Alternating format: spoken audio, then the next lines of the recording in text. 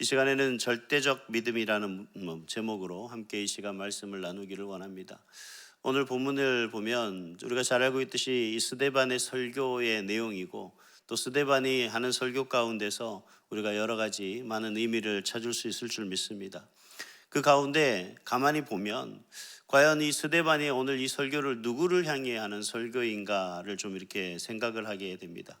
과연 믿지 않는, 그리고 그 스데반을 잡아 지금 옥에 가두려고 그를 지금 심판하려고 하는, 재판하려고 하는 그런 유대인을 향한 그러한 선포인가, 아니면 오늘날 그 당시에 있는 예수를 그리스도로 믿고 있는 그러한 기독교인들을 향한 설교인가, 그리고 오늘 우리를 향한 설교인가, 또 과연 그렇다면 과연 스데반이 하고자 하는 말은 의미는 어떤 것인가에 대해서 많은 생각을 하게 되는 그러한 본문인 것 같습니다. 물론 여러 가지 많은 의미가 있겠지만 오늘 본문을 통해서 스데반이 오늘 우리에게, 저와 여러분에게 과연 어떤 의미로 이야기하고 있는 것일까라는 생각을 좀 집중하다 보니까 또 한편 궁금한 게 있어요. 참 우리가 이 스데반의 지금 현재 처한 상황에 대해서 그냥 넘어갈 수는 없는 것 같습니다. 정말 재판 가운데 재판장에 서서 그가 이렇게 담대하게 강하게 전하는 그 모습을 볼 때 참 우리는 믿음으로 말미암아 얼마나 그 강하고 담대한 믿음으로 서가는지에 대해서 참 부럽고, 또 그런 믿음이 우리에게 필요하다라는 사실을 우리는 생각하게 되고, 또 그런 믿음을 우리에게 하나님 앞에 기도하는 그런 모습도 있습니다만, 참 그 상황에서 가만히 보면 그런 생각이 드는 것 같아요. 오늘날 우리가 정말 하나님, 이 세상에서 살아가는 저희 모습들이 물론 하나님이 보시기에 한없이 부족하고 연약하고 나약합니다. 하지만 우리도 우리 나름대로, 나 나름대로 하나님 앞에 믿음으로 살아가려고, 정직으로 살아가려고 최선을 다하고 있는데, 그런데 세상이 그러한 나를 가만히 버려두지 않는다는 거죠.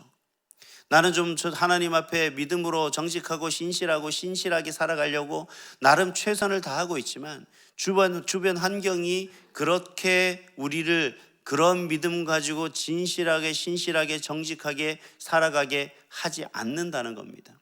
오늘 스데반의 경우도 그렇습니다.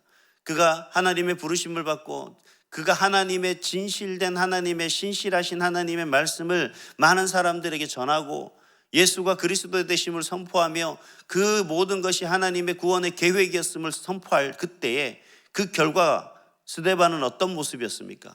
돌에 맞아 죽게 됐다는 거죠. 우리가 이 세상을 살면서 나는 진실하게 하나님 안에서 믿음으로 살아갑니다. 정말 하나님 정직하게 살려고 했습니다. 그러나 우리에게 돌아오는 것은 좌절이고 실패이고 낙심이고, 그리고 많은 사람들의 성공이 아니라 비난이고 손가락질입니다. 야, 예수 믿는다더니만, 야, 하나님을 믿는다더니만, 야, 정직하게 산다고 하더니만, 야, 신실하게 살려고 노력한다더니만 모든 것이 다 무너지고 마네?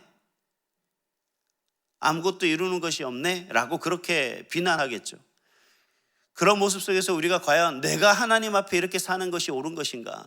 하나님, 나는 정직하게 살려고 최선을 다하고 노력을 하는데 하나님, 우리 가운데 거짓 없이 살아갈 수 있는 그 방법은 없습니까?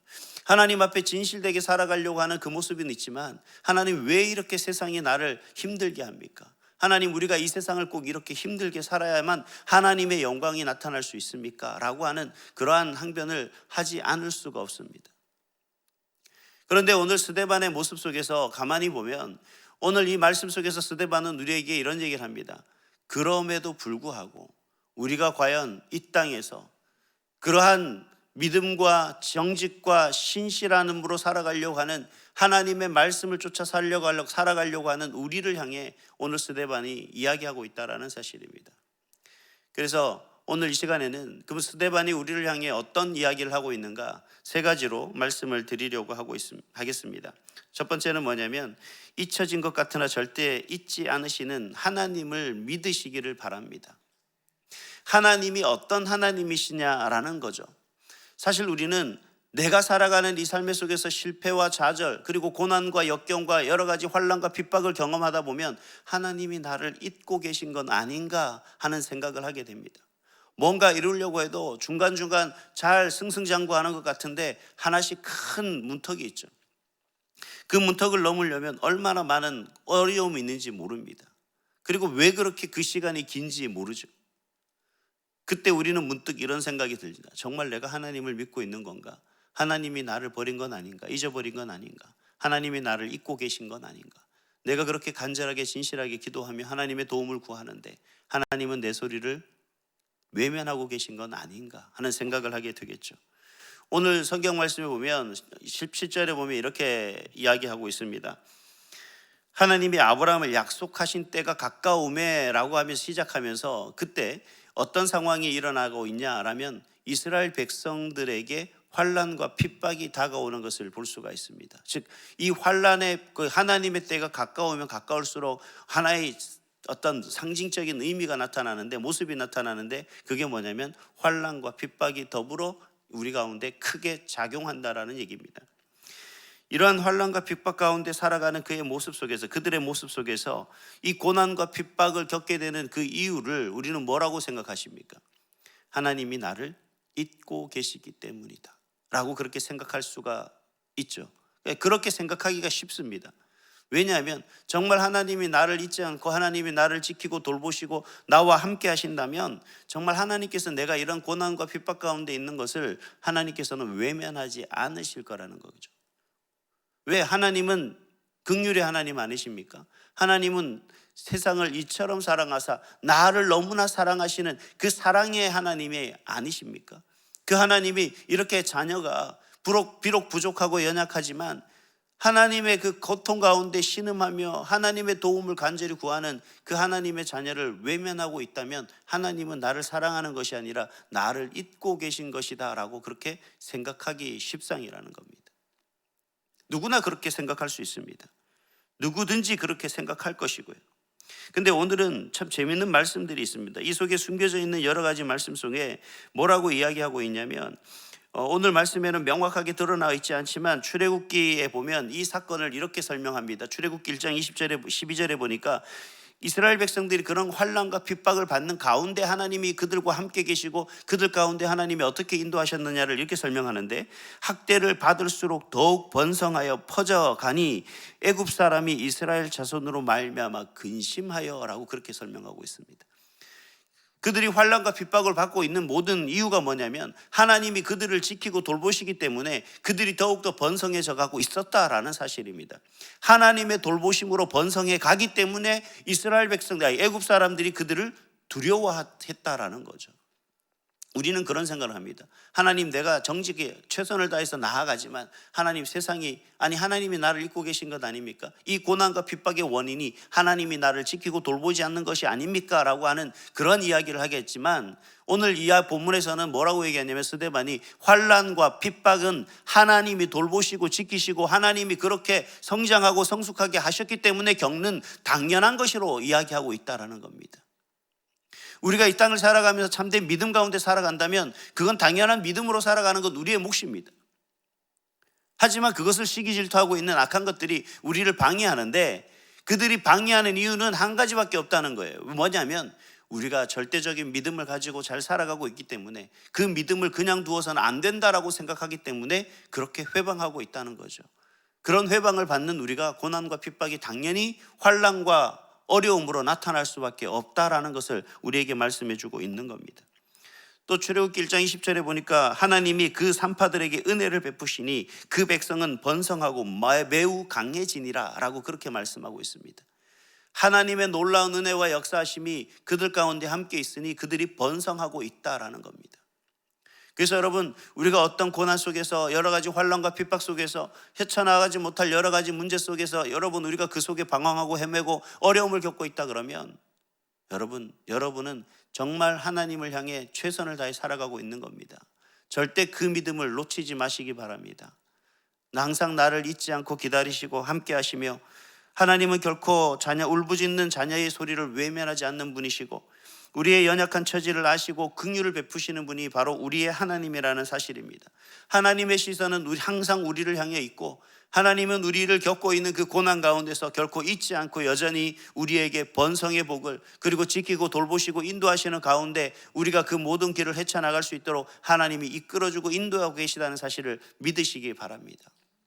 그 믿음으로 오늘도 승리하는 그러한 저와 여러분 될 수 있기를 간절히 소망합니다. 두 번째는 뭐냐면 버림받은 것 같으나 다시 찾으시는 하나님을 믿으시기 바랍니다. 오늘 본문에 보면 스데반은 그 요셉을 알지 못하는 왕의 등장과 함께 또 한 인물을 우리에게 등장시키고 있습니다. 그 이름이 바로 모세입니다. 모세를 보면, 짧게 보면 그 인생은 두 번이나 버림받은 그러한 사람입니다. 첫 번째는 난지 3개월 만에 부모로부터 버림받았고요. 상황이 어찌됐던, 또 나중에는 자신을 또 길러준 그러한 또 두 번째의 부모에게 버림받죠. 애굽 나라에게 버림받습니다. 애굽 법률로부터 버림받죠. 결국 두 번이나 버림받은 그 모세를 오늘 이야기하고 있는 것을 볼 수가 있습니다. 그런 모세가 미디안 광야에서 목동으로 살아가면서 과연 그가 느낀 좌절감, 그가 경험한 낙심들은 어떻게 설명할 수가 있을까요? 우리가 아마 표현하기 힘들 겁니다. 그와 같은 삶을 살아본 사람들이 그리 많지 않을 거라고 생각이 들어요. 이러한 모습을 가만히 보면 과연 모세가 지금 생각하고 있는 그 삶과 또 스데반이 생각하고 있는, 말하고 있는 의미를 가만히 겹쳐보면 아마 오버랩되는 것을 경험할 수가 있을 겁니다. 하나님의 영광을 위해 내가 이렇게 헌신하며, 아니 하나님의 뜻을 이루기 위해 내가 이렇게 나아갔지만 결과적으로 어떻게 됐습니까? 모세는 버림받고 스데반도 결국 죽음이라는 것으로 버림받게 되는 거죠. 그러나 스데반은 이 버려진 것에 대해서 애통하고 슬퍼하고 억울해하는 것을 이야기하고 있지는 않습니다. 하나님께서 우리를 버린 것이 아니다라는 사실을 우리에게 이야기하고 있는 것입니다. 우리가 살아가는 인생이 정말 힘들고 어려운 그 모든 인생이 누구나 겪어야 되고 겪어야만 하는 그러한 삶의 모습 속에서 과연 우리가 좌절과 낙심 속에 들은 또 하나의 생각이 뭐냐면 버려짐입니다. 이러한 버려짐 가운데서 과연 우리가 어떤 모습으로 살아가야 할까요? 잊지 말아야 할 것은 바로 그러한 상황 속에서도 우리가 하나님의 사람이라는 사실입니다. 그리스도인의 정체성을 우리는 잃지 말아야 된다는 겁니다. 비록 내가 이 세상과 상황 속에서 내가 버림받은 것 같은 그러한 마음과 기분일지는 모르겠지만, 그럼에도 불구하고 그 속에서 우리가 생각해야 될 것은 뭐냐면 내가 그리스도인의 정체성을 안고 그 정체성만큼은 버리지 말아야 한다는 것을 우리에게 이야기하고 있는 거죠. 그렇기 때문에 우리는 때로는 손해를 감수해야 되고 때로는 개인적인 이득도 포기해야 되는 경우들이 많습니다.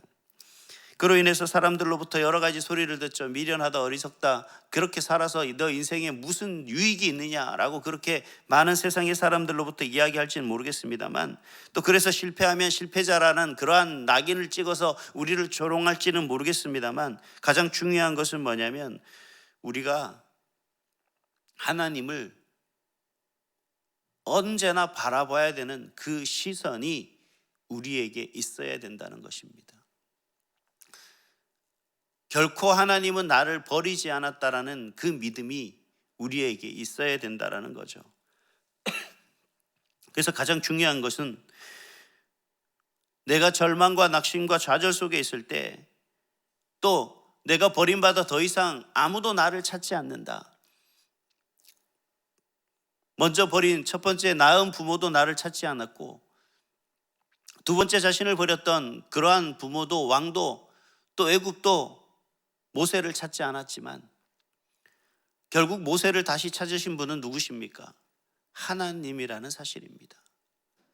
여러분, 세상의 사람들이 나를 버린 것 같지만 그럼에도 불구하고 내가 버림받은 것 같은 그 마음에 괴로워하고 슬퍼하고 억울해하고 있을 그 순간에도 하나님은 나를 다시 찾으신다는 사실을 기억하시기 바랍니다.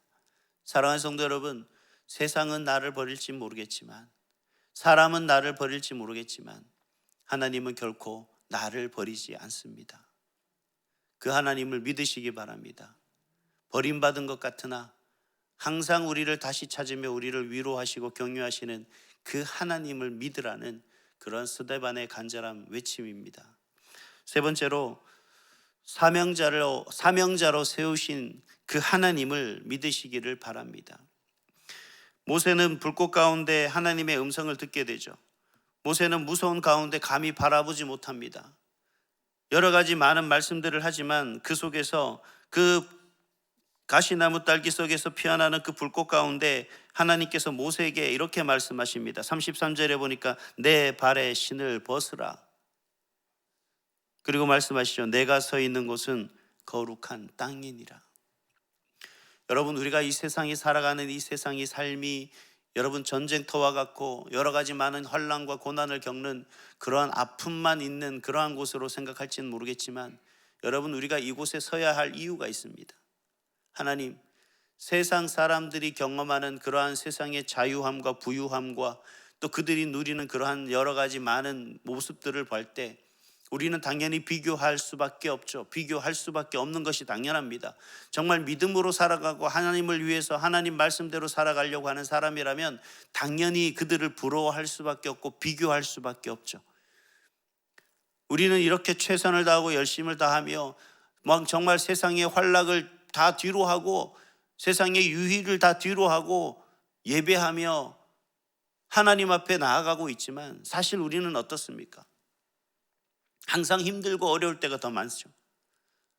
정말 감사함으로 살려고 하지만 왜 그렇게 문제들이 끊임없이 우리에게 되풀이되는지 모르겠습니다.